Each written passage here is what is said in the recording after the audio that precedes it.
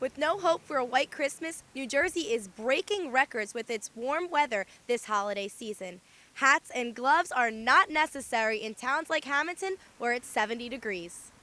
Authorities say 3 men visiting South Jersey from New York came to a Walmart where they used counterfeit $100 bills, but they didn't get too far. Police arrested all 3 men in the Walmart parking lot. Can coffee help you lose weight? Well, a new study may be giving some people more reasons to grab another cup. Researchers say drinking coffee can help enhance your endurance while exercising by 24%.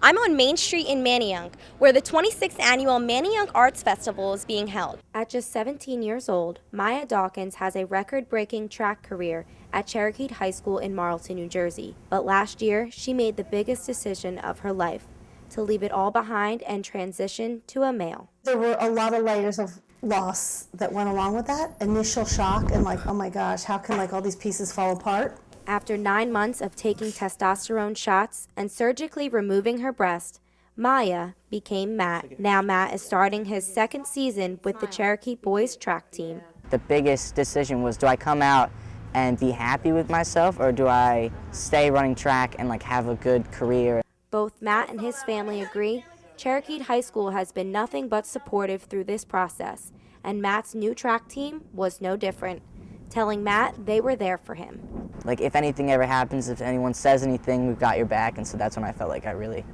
became part of the team. Matt says he finally feels comfortable in his own skin, but that was not always the case, growing up closely with his twin sister. It was like never having like a twin sister. It was like having a twin brother all along. We either had somebody who was a really sporty girl, or this kid was a lesbian, or maybe it was a boy. Matt says as a girl, he didn't feel like he was living, and switching genders was a matter of life or death. Just because I don't have the right parts, I know what I am. Not only has Matt Dawkins finished the race, he also intends to finish his transition from Maya to Matt. At Cherokee High School in Marlton, New Jersey, I'm Taylor Bailey for the Rowan Report. She mixed up the gas and the brake and somehow reversed and hopped the curb and hit me. Julia Richardson was walking down the sidewalk, and after just 10 steps, a car hit her from behind. I was literally just walking and suddenly I was just bleeding out on the side of a road. Pinned between this tree and a car, Julia Richardson stood on her own 2 legs for the last time. A normal walk in Ocean City, New Jersey changed her life forever. Now she's going to have to learn how to walk again with a prosthetic leg. Besides my amputated leg, I had 2 collapsed lungs. I fractured my pelvis. I had a cut on my liver and my pancreas was swollen.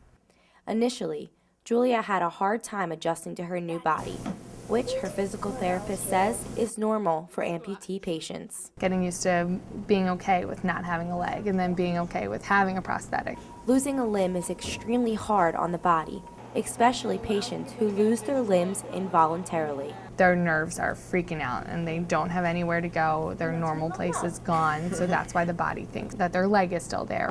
Anyone close to Julia can agree. Her spirit has not changed, even after suffering from something so traumatic. She just like mans up for everything. She doesn't care. Like it's remarkable.